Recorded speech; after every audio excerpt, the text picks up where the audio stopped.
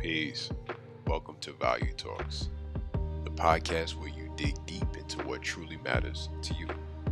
I'm your host, Pat, and in each episode, we'll explore the values that shape who you are, how we live, and the choices that we make. What bends but never breaks, fold but never falls, grows stronger each time it is tested. Welcome to Value Talks Podcast, where we take the time to sit with the things that matter most. Today, we're diving into the answer of our riddle, which is the value of resilience. That doesn't always shine, but it shows up when things get hard. It's not glamorous, it's not loud, but it's the quiet, steady heartbeat of every comeback story we've ever loved. And before we go into the different areas that we want to dive into today, I always like to set it off by establishing a working definition that we can keep in the back of our mind as we go through the different um, areas that I want to touch on today. So, as you know, shout out to Racine McGee's soulful books. Before something can be thoroughly understood, it has to be well defined. So, the definition that I submit to you today for the word resilience, or the value resilience, is resilience is the capacity to recover from difficulties. But more than just bouncing back, it's about how we bend without breaking. It's an adaptive strength, right? It's the kind you only discover when something threatens to take you down. But let's widen the lens here a little bit. Resilience isn't just about endurance. It's also about the imagination that you hold within. It's asking you, now that the plan has shattered, what can you build with the pieces? Personally, I stayed away from recording any podcast episodes for a while because my father transitioned on, but it was very sudden. Um, I had to actually sign what they call in the hospital comfort of care on the day of my birthday, and I would never forget that as long as I live. But I'm bringing this up because resilience was present after all of the activities of what possibly could be done to save his life were exhausted. So, forgive me. Um, Reverting back to resilience. Resilience invites us into a dance, right? And the dance does not have to be perfect. It's like a beginner, two beginners, or it could be a beginner with someone of more experience. You're stepping all over the person's toes and whatever. But here's the thing about the dance with resilience: the universe is the dance floor, and the universe has music that it plays on this dance floor. And that music, it never stops, it's constantly shifting. And remember, we're talking about resilience. So, this value, this dance with resilience becomes our dialogue with change. We don't control the music, we don't control the movement, but resilience is how we adjust our tempo, our pace, and our just overall direction as we dance through whatever life experience one may be facing. Some spiritual traditions, they see suffering as a teacher, right? In the Yoruba culture, they said to be smiling and suffering, right? When I used to hear that, I was like, how can someone be smiling and suffering, not understanding that the bridge of what they are saying for some is resilience? Resilience then is our willingness to stay on the dance floor despite how uncomfortable the dance may be, but knowing that there will be a spotlight of comfort eventually. So I'm going to go into my coaching bag here a little bit and ask you a question to sit with. And the various questions that I, lay before you, you don't have to take all of them. Just take the ones that align best with you or that, resonate the most for you. So here's my first one to you. When things fall apart, what part of you remains intact? I'll repeat that. When things fall apart, what part of you remains intact? You see, resilience often reveals our core, what we truly value, what are our non negotiables. It doesn't mean we stay the same, it means we stay true to what it is that we believe in or, hey, what it is that we value. So here's another question. What do you lean on when you can't lean on anything else? You see, bamboo sticks, they bend in the storm, but they never snap.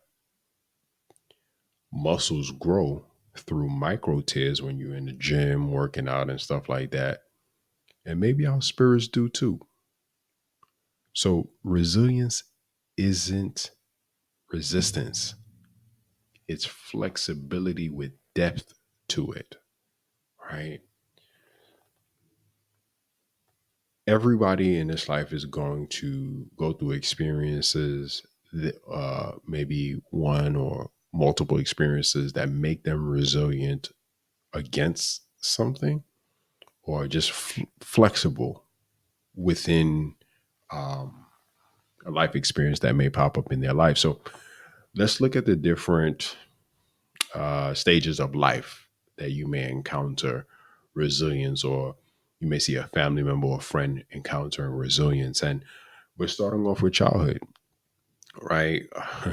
The infamous bikes, right? If they still ride bikes today, but learning to fall off the bike and to get back on is one form of resilience that we can exercise, or help someone to kind of see that, hey, this is an opportunity for you to practice resilience. And then when we transition from childhood to adolescent stages, rejection, facing rejection and navigating one's identity in the adolescent stage is another uh, area where one can practice or put into practice the value of resilience, excuse me.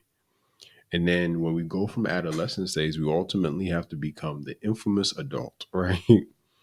And in adulthood, I would say that this is probably where resilience is going to test you to see how resilient you have um, become, or how resilient you need to become.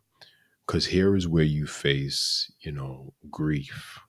More commonly, as we turn left and right in our world today, job loss or career loss, or starting over, maybe from going through a storm or going through a hard breakup, right? Starting over again. And let's not forget our elders, right? Our elders face a very, very unique form of resilience because to to loss, adapting to loss, seeing your friends and those that you know around you growing, but also those that you've always been in connection with transitioning on, um, brings about a different form of resilience for them, which is adapting to loss, like I said, staying open to new ideas or being resilient in the ideas that they've already established through life experiences, and offering wisdom without needing to control the situation is another form of resilience in those elderly years. So every season offers its own version of resilience. So I like to always look at the extremes so we can ultimately find the balance. So let's zoom out for a moment and look at the extreme. Let's look at the entire spectrum of resilience. Visit the extremes, starting off with one end, where resilience can look like stoic silence, right? To my brothers out there, the infamous statement of "I'm fine" or "I'm okay," but we're sitting in the car, spending a few minutes just trying to be or let go of the weight of the day while knowing that you have to face the task or the demands of home when you enter through that door. And on the other side of the spectrum is, I would call it courage, expressive courage. It's the, this is hard and I'm still here. So if there's too little resilience, we may crumble. If there's too much of the wrong kind of resilience, we may become numb. So, where's the balance? Where's the healthy form of resilience? The healthy, or I won't use healthy, let me stick with balanced. The balanced form of resilience is both strong and soft. There's a duality here.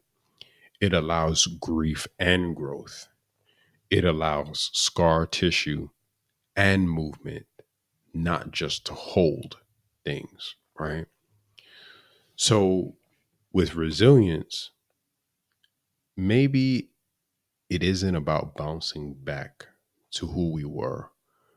Maybe it's about becoming someone new, someone deeper, and precisely because we are going to be stretched in life. It's the value that holds space for both the suffering and the transformation that is life. So, thank you. Thank you for being patient with me as I make my return. And thank you for joining me today on the Value Talks podcast about resilience. And if today's episode stirred up something in you, and you're considering what resilience has looked like in your own life and how it may need to evolve, I want you to take time for yourself sometime this week, sometime this month, and explore that. But until next time, keep breathing, keep becoming, and remain resilient in a healthy way. Peace. In the words of Scott Jeffrey, values aren't selected, they're discovered. We don't choose our values reveal themselves to us.